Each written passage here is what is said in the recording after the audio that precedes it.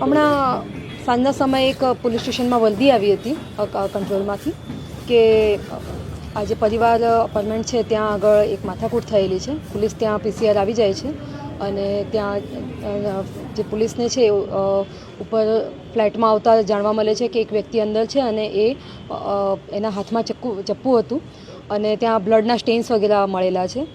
Primary હકીકત એવી છે કે જે અમને શખ્સ મળી આવ્યો છે એ પાપુઆ ન્યૂ ગિનીનો છે.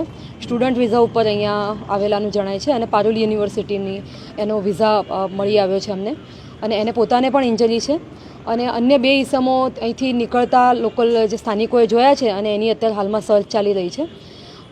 એ લોકોને ઇંગ્લિશ કે એવું ભાષાનો પ્રશ્ન હોવાથી દુભાષિયાને બોલાવવામાં આવ્યો છે અને વધુ વિગતો હાલમાં મેળવીને આગળની તપાસ કરવામાં આવી રહી છે.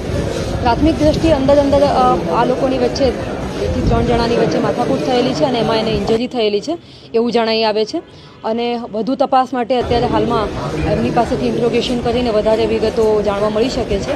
આ વ્યક્તિઓ હમણાં 10 થી 12 દિવસ પહેલાં જ અહીંયા રહેવા આવેલા છે રેન્ટ ઉપર અને લોકોનો પણ સંપર્ક કરીને એની વધુ વિગતો કાઢવાની તપાસ કવાયત થઈ રહી છે.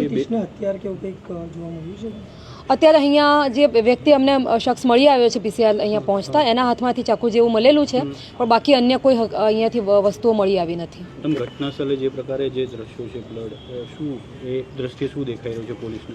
જે પણ વચ્ચે 2 થી 3 જણાની વચ્ચે જે મગજમારી થઈ છે ફિઝિકલી ફિટ હોય અને અંદર એ લોકોની વચ્ચે જે ઝઘડો થયો હોય એમાં બંને સાઈડનાની ઇન્જરી થઈ હોય એવું સ્થળ જોતા જણાઈ આવે છે. કેટલા લોકો હતા? આપણે અહીંયા એક તો આપણે લઈ આવ્યા છે પોલીસ અને સાથે સ્થાનિકોને એવું કેવું છે કે બીજા 2 જણા અહીંથી ચાલતા નીકળી ગયા છે અને એની પણ સર્ચ ચાલી રહી છે. ઓકે.